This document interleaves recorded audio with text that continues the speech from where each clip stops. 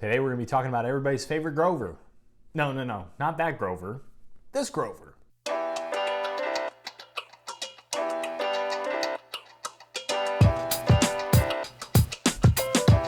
Who's ready for some rapid-fire contemporary events? Because here we go.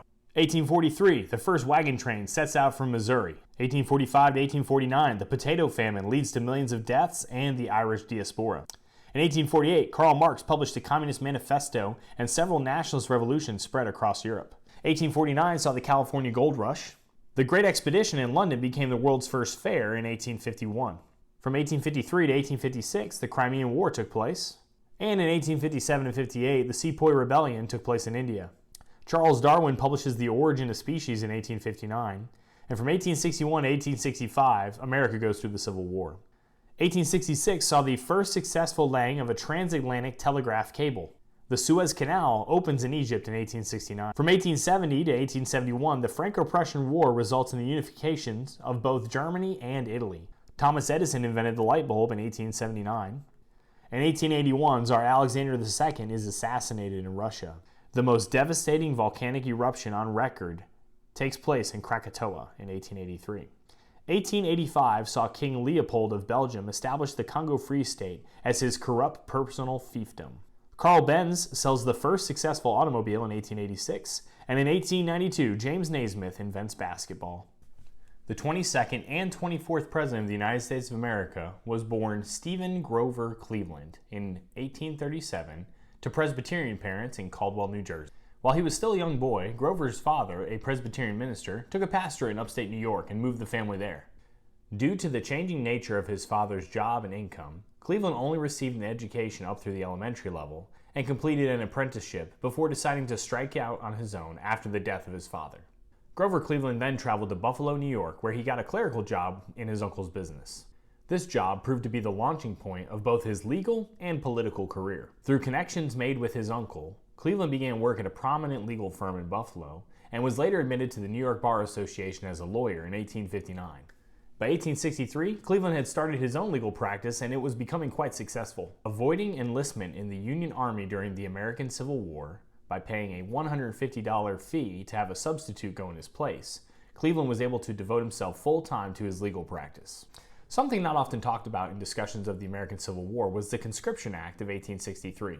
There was a clause in the bill that allowed for able-bodied men to pay $150 to send a substitute so that they could avoid active duty. This loophole was often exploited by wealthy men in the North. Cleveland eschewed the high society of Buffalo, choosing instead to live a simple life while building his reputation. Soon, he had moved from a simple defense attorney to county sheriff and then also to mayor of Buffalo. By 1882, Grover Cleveland was elected governor of the entire state of New York, and this is where he gained national attention. During Cleveland's time as a defense attorney and mayor in the state of New York, he had run afoul many times of a political organization known as Tammany Hall. Tammany Hall and its members worked for many years inside of the Democratic Party, exchanging political positions for patronage, policy preference, and profit. Its members frequently engaged in governmental corruption, and Grover Cleveland refused to play by these rules. Tammany Hall and all of its members proved to be a political rival to Grover Cleveland for many years. Due to his positive track record as a straight shooter, Grover Cleveland was able to win the Democratic nomination for the presidential election of 1884. What followed was a very harsh and ugly campaign trail. Cleveland's opponent was former Speaker of the House, James G. Blaine, from the state of Maine. Blaine's supporters often spoke out about Blaine's somewhat corrupt past, while Blaine's supporters often dragged up some indiscretions that Grover Cleveland had made during his time in Buffalo. I guess it's good to know that elections haven't changed too much over the years. In the end, Cleveland's reputation narrowly won out, and he defeated James Blaine to become the 22nd President of the United States of America. Cleveland's first stint as president was a flurry of political activity. His cabinet successfully established the Interstate Commerce Commission to regulate and investigate many of the growing national businesses and their relationship with local governments. He bucked against the spoils system that was popularized by President Andrew Jackson by keeping competent Republican administrators from the Arthur administration in their jobs rather than replacing them with Democrats. He oversaw the Bland-Allison Act, which regulated coinage of silver as American currency. He was against American expansionism and imperialism overseas, but he did work to build up U.S. defenses, especially the Navy. When American settlers illegally moved into areas that were reserved for Indian reservations, Cleveland oversaw their eviction. However, he was the leader at the helm when the Dawes Act was passed. The Dawes Act was incredibly detrimental to Native American culture and proved to be ineffective in incorporating Indians into American society. It was equally as unsuccessful in converting them to Christianity as the Dawes Act set out to do. Grover Cleveland also holds the distinction as being the only president to get married while holding office. Grover Cleveland married 21-year-old Frances Folsom, and together they had 5 children. Grover Cleveland also has the distinction of being a 49-year-old president who married a 21-year-old. Despite his busy term as president, Grover Cleveland lost re-election to Benjamin Harrison.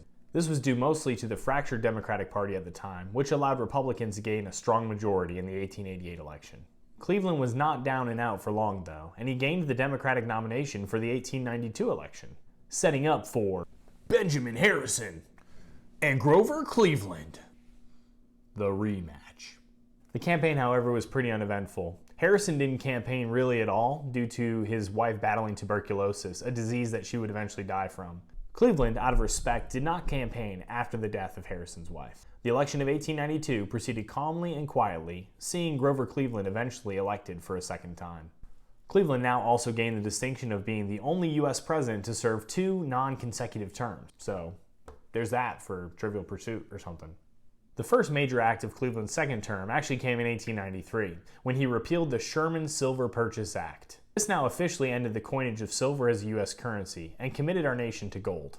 Cleveland also continued the building up of the U.S. Navy during his second term. By the time his second term had ended, the following states had been admitted to the Union under the leadership of Grover Cleveland: North Dakota, South Dakota, Washington, Utah, Montana.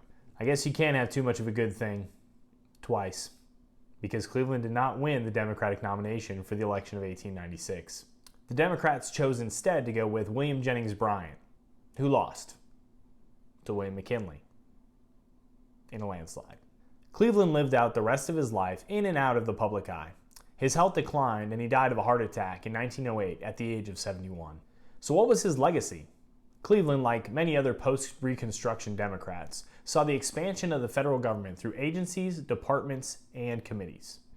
However, one could argue that all of his expansion served definitive and effectively American purposes. The gold standard wouldn't be officially established until after Cleveland's death. However, his commitment to gold, despite pressure to allow silver as a basis for currency, allowed for a consistent financial basis for the U.S. dollar. Like almost all U.S. presidents, his most important legacy, though, was the judicial appointments that he made that would go on to affect American policy for years to come. While Grover Cleveland certainly had some moral failings in his life, the success of his political career illustrates the proverb that a good name is rather to be chosen than great riches, and loving favor rather than silver and gold. Cleveland's reputation and his character allowed him to have great success as a politician and president. And that's what makes him a very important Dead Dude of the Day. Thanks for watching Dead Dude of the Day, presented by Kingdom Lyceum. I'm Jeff Peterson, and don't forget to like, subscribe, check out the other videos, ring the notification bell so that you can be always learning.